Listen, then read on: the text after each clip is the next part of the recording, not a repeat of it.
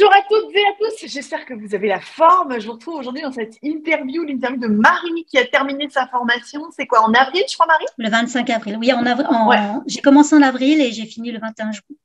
voilà, c'est ça. Comment vas-tu? Très bien, très bien. Bonjour Julie. Bon, bon, cool.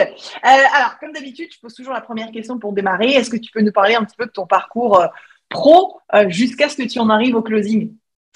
Alors moi, j'ai été longtemps journaliste pendant quelques années à Paris, et puis j'avais une vie un peu de patachon en tant que journaliste. J'ai un peu levé le pied et j'ai suivi mon amoureux dans le sud. Et là, j'ai dû signer une rupture conventionnelle, et je me suis Ouais, trouvée un petit peu à refaire ma vie professionnelle, à repenser ma vie professionnelle. Et dans un premier temps, dans le sud, on est très bien, mais il a fallu que je trouve du travail. oui. J'ai commencé à travailler dans la vente, dans des boutiques, et en fait, ça m'a plu. Et moi, j'ai jamais pensé que la vente, c'était un gros mot parce que j'ai toujours vu ma mère le faire dans sa petite boutique. Et je trouvais que c'était assez sympa, les échanges qu'elle avait. C'était pas seulement de la vente, c'était un petit plus. Ouais. Et moi, j'ai toujours pensé la vente comme ça. Voilà. Sauf que bon, après, le problème, c'est que financièrement, je m'en sortais pas.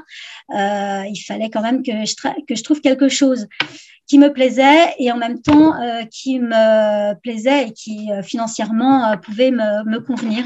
Hmm. Donc voilà, j'ai cherché comme ça et je suis tombée sur le closing. Et qu'est-ce que tu en as pensé de prime abord du closing? Alors, j'ai cherché un petit peu partout. Ça m'intéressait. Simplement, je me suis inscrite, j'ai été appelée par une personne qui formait pour le closing et j'étais pas convaincue parce que pour moi, je suis assez terre à terre et j'avais l'impression qu'on me vendait du rêve. Je voulais vraiment. J'ai fait mon petit travail de journalistique, j'ai cherché un Trop peu bien. partout quand j'ai raccroché et je suis tombée. Je trouvais que c'était trop facile et que moi, j'ai Hmm. jamais eu rien facilement et j'y croyais pas. C'est pour ça. C'est très bien. On n'a jamais rien sans rien. Un côté facile, Exact. ça n'existe pas. Et du coup, est-ce que ce serait pas, du coup, parce que je te le dis, parce que c'est souvent qu'on nous fait la remarque, Closer Evolution ne nous vend pas du rêve. Est-ce que c'est ça qui a fait que du coup, tu as choisi Closer Evolution ou c'est pour une toute autre raison? Si, alors pour ça, mais pas seulement, hein, vraiment pas seulement, parce que euh, j'ai voulu vraiment m'informer. Donc, j'ai regardé les vidéos, j'ai regardé tous les écrits, tout ce qu'il pouvait y avoir, mais je les ai fait aussi sur les autres hein, de Ouais. formation. J'ai vu qu'il y avait un bouquin, j'ai acheté le bouquin et là-dessus, il y a tout.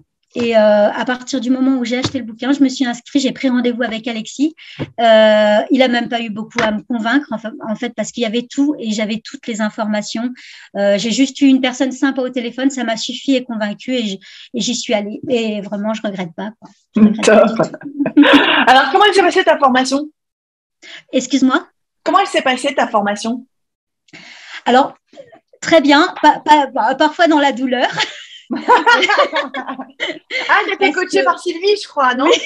Ah, c'est ça. Ben voilà, je cherchais pas Alors, ceci. Sylvie, ouais, j'ai eu la chance d'être coachée par Sylvie justement, et ça a été vraiment très formateur, autant professionnellement. Hein, j'ai appris un métier vraiment.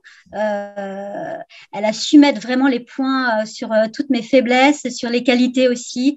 C'était vraiment très reboostant avec elle. Et puis parce que entre temps, c'est vrai que j'avais travaillé 3 ans dans après ma formation, après mon métier de journaliste, j'ai travaillé dans le sud 3 ans dans une boîte spécialisée, un grand groupe américain spécialisé dans le recrutement et la finance, et j'étais très très très mal. J'avais vraiment le moral dans les chaussettes et vraiment ça m'a reboosté.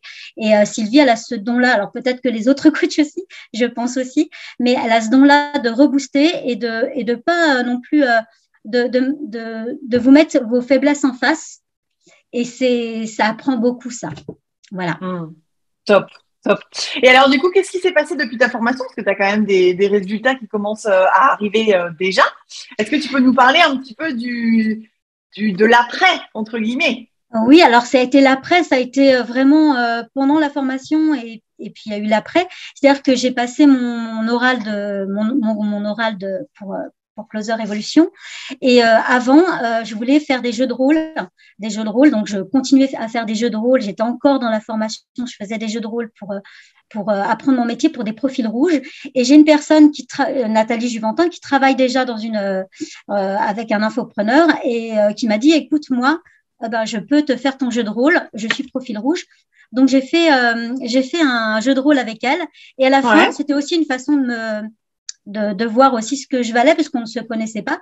Et elle m'a proposé de me coopter sur un infopreneur.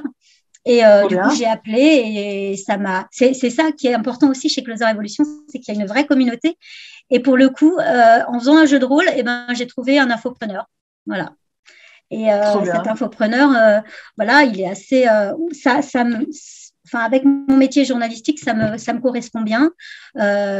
J'apprends, je me fais encore les dents, je me donne à 200% et je pense que c'est le fait d'avoir été à 200%, c'est aussi Closer Evolution qui m'a donné ça. C'est-à-dire qu'on n'a rien sans rien. J'avais déjà ça dans mes valeurs, entre guillemets, mais c'est vraiment ça, quoi. Au moins, si je me vautre, c'est grâce à moi. Si je gagne des sous, tu réussis, c'est grâce à toi aussi, ouais. Ouais. Donc là, ça fait combien de temps que tu prends des vrais appels téléphoniques, si tu viens dans le temps? Alors, ça fait là vraiment 15 jours. Ouais. Ça fait 15 jours où vraiment je prends des appels téléphoniques non-stop. J'ai pris un peu tout le monde, un peu c'était pas des leads précis.